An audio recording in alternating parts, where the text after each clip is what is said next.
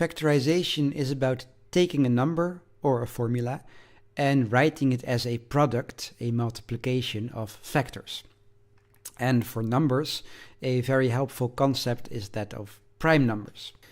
So in all of this, we are looking at whole numbers or integers. So numbers like 1, 2, 3, 4, 5, and so on. If one number is a divisor of another number, that means you can divide that other number by it and get a whole number again. So 2 is a divisor of 8 because 8 divided by 2 is 4. But 2 is not a divisor of 9 because 9 divided by 2 is 4.5, and that's not a whole number. Now, prime numbers are numbers that only have 2 divisors, 1 and the number itself. For example, 13 can only be divided by 13 and 1, so 13 is a prime number. But 15 can be divided by 1, 3, 5, and 15, so it has 4 divisors, and it is not a prime number. It's useful to have quick access in your mind to the first few prime numbers. So 1 is not a prime number because it only has 1 divisor, namely 1. But 2 is a prime number because it's divisible only by 1 and 2. And so is 3. 4 can be divided by 2, so it's not prime. 5 is prime. 6 is not because it's even, and all even numbers can be divided by 2. And 7 is. 7 can only be divided by 1 and 7. Now, the reason why prime numbers are useful to us now is that they are factors of all the integers, of all the whole numbers. And this is why they're often seen as the building blocks of numbers. Every integer can be written as a product, a multiplication of prime factors, of prime numbers. And this is called factorizing. For example, the number 60 is not prime, but it can be written as 2 times 2 times 3 times 5, right? 2 times 2 is 4, 4 times 3 is 12, 12 times 5 is 60. And all the factors in this multiplication are prime numbers. So given a whole number, how do you find these prime factors? How do you factorize this number?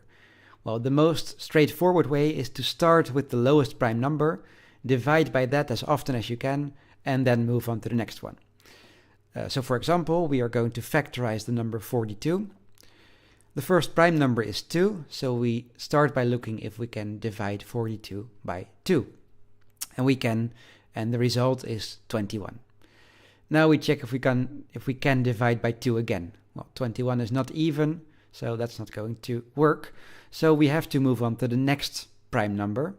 The next prime number in the list is 3. Can we divide 21 by 3? Yes, we can. And the result is 7. Can we divide by 3 again? No. So we move on to the next prime number, that's 5. Can we divide 7 by 5? No. Can we divide 7 by 7? Yes. And 7 divided by 7 is 1. And now we can't divide any further. So now we have all of our prime factors in this list over here, in this column over here, and we have figured out that we can write 42 as the product of the prime factors 2, 3, and 7. It's 2 times 3 times 7. Another example, the number 80. Again, we start with the first prime number, 2. Can we divide by 2? Yes, it's 40.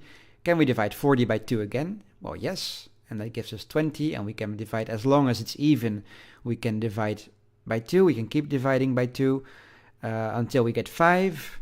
Then we can't divide by 2. We cannot divide by 3, but we can divide by 5. 5 divided by 5 is 1. And now we're done.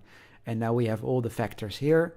So 80 can be written as the product of prime factors 2 times 2 times 2 times 2 times 5.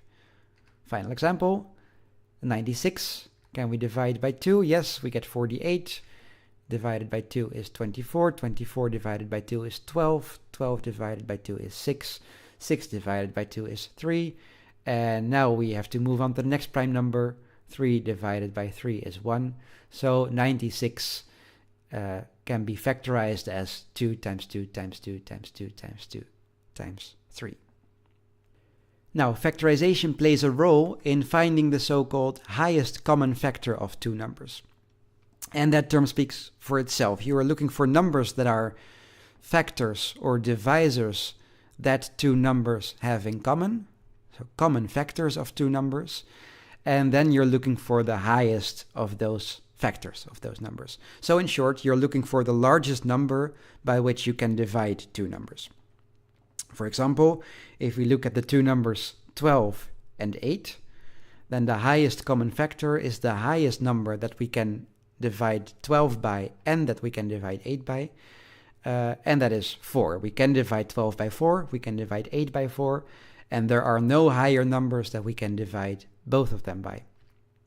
And the highest common factor of 15 and 20 is 5, because we can divide 15 by 5, we can also divide 20 by 5, and there are no other higher numbers that we can divide both of these numbers by.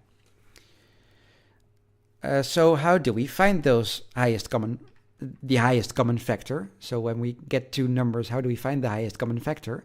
Well, there are actually two basic ways you can do that. One is simply make a list of all their factors, of all their divisors, and then find the largest one that they have in common. And the other, which I think is cleverer and a bit easier, is to see what prime factors they have in common, so factorizing them both, and then see what their common factors are and multiplying those common prime factors. And we'll look at an example of both of these approaches. So we're going to look at the numbers 60 and 72, and we're going to find the highest common factor of these two numbers.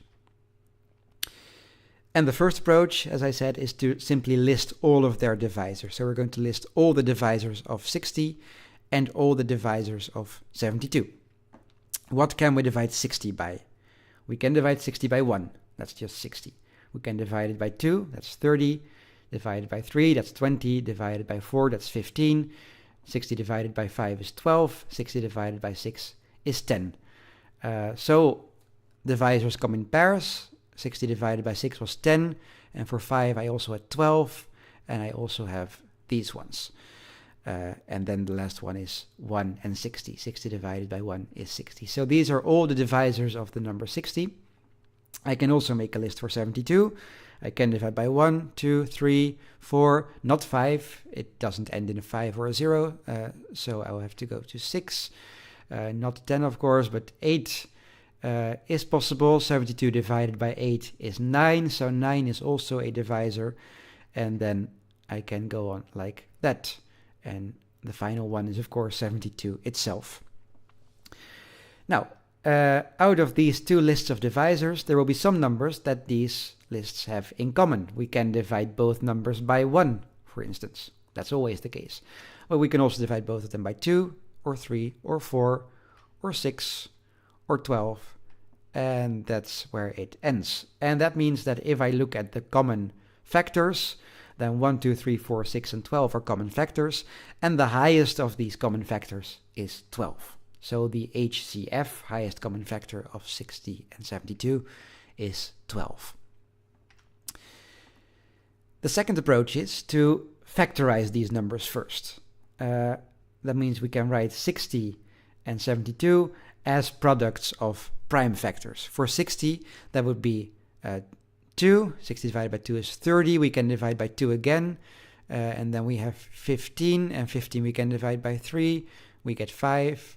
And then we divide by 5 and we have 1. So 60 is 2 times 2 times 3 times 5. For 72, we can divide by 2, then we get 36. We can divide 36 by 2, then we get 18. We can divide 18 by 2, then we get 9.